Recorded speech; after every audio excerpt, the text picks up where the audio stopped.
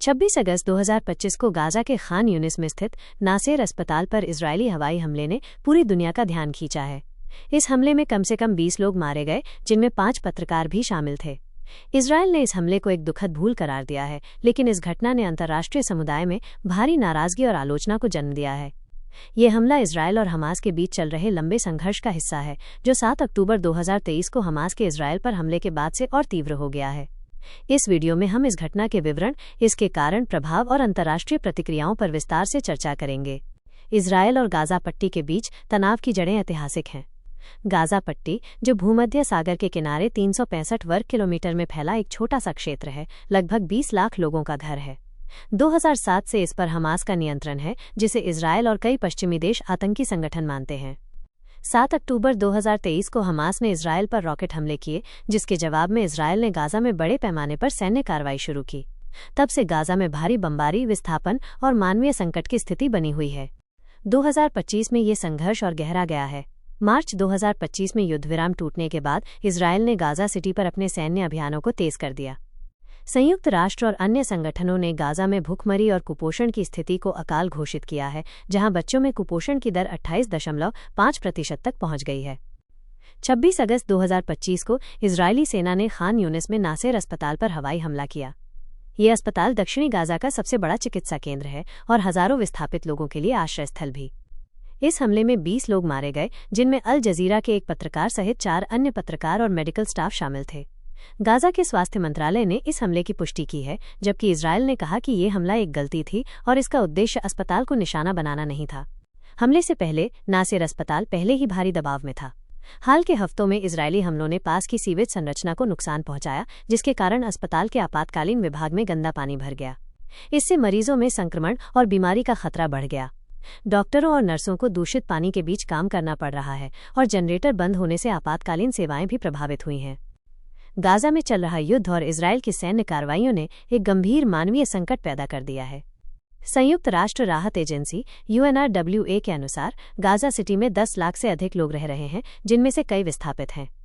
लगातार बमबारी के कारण लोग पश्चिमी गाजा की ओर पलायन कर रहे हैं, लेकिन वहां भी सुरक्षा की कोई गारंटी नहीं है। खान यूनिस के अलमवासी इलाके में विस्थापितों के टेंटों पर भी हमले की खबरें हैं। UNRWA ने चेतावनी दी है कि गाजा में बच्चों में कुपोषण की दर मार्च 2025 के 4.5% से बढ़कर अगस्त 2025 में 28.5% हो गई है। 6 महीने से 5 साल तक की उम्र के 95,000 से अधिक बच्चों का कुपोषण परीक्षण किया गया है। भोजन और स्वच्छ पानी की कमी ने हालात को और बदतर बना दिया है। इजरायल पर मानवीय सहायता के प्रवेश पर पाबंदी लगाने का आरोप है, जिसे इजरायल ने खारिज किया है। इस हमले ने वैश्विक स्तर पर तीखी प्रतिक्रियाएं उत्पन्न की हैं। संयुक्त राष्ट्र के मानवाधिकार कार्यालय OHCHR ने पत्रकारों की हत्या को अंतर्राष्ट्रीय मानवीय कानून का गंभीर उल्लंघन बताया। फ्रांस के राष्ट्रपति इमैनुअल मैक्रोन ने इजरायल की गाजा में सैन्य कार्रवाइयों को आपदा करार दिया और संयुक्त राष्ट्र के नेतृत्व में एक अंतर्राष्ट्रीय गठबंधन का प्रस्ताव दिया। ऑस्ट्रेलिया और न्यूजीलैंड ने सितंबर 2025 में संयुक्त राष्ट्र महासभा में फिलिस्तीनी राज्य को मान्यता देने की घोषणा की है। सोशल मीडिया पर भी इस घटना की व्यापक चर्चा है। अल जजीरा की पत्रकार हिंद गाजा ने भावुक होकर इस हमले की निंदा की और कई यूजर्स ने इसे नरसंहार करार दिया। दूसरी ओर कुछ लोग इजरायल के आत्मरक्षा के अधिकार का समर्थन कर रहे हैं, जिससे ऑनलाइन बहस और तेज हो गई है। इजरायल का कहना है कि गाजा सिटी हमास का प्रमुख गढ़ है और उसकी सैन्य कार्रवाइयां आतंकवादी ठिकानों को नष्ट करने के लिए हैं। इजरायली रक्षा मंत्री इजराइल काट्ज ने धमकी दी है कि अगर हमास ने बंधकों को रिहा नहीं किया और निरस्त्रीकरण नहीं किया, तो गाजा को मलबे का ढेर बना दिया जाएगा। दूसरी ओर हमास ने युद्धविराम की मांग की है, लेकिन इजरायल की पूर्ण निरस्त्रीकरण की शर्त को खारिज कर दिया है। हाल ही में हमास ने अरब देशों के एक युद्धविराम प्रस्ताव को स्वीकार किया था, लेकिन इजरायल ने इसे अपनी शर्तों पर खारिज कर दिया। इजरायली प्रधानमंत्री बेंजामिन नेतन्याहू ने गाजा सिटी पर कब्जा करने की योजना को मंजूरी दे दी है, जिससे युद्ध और तीव्र होने की आशंका है।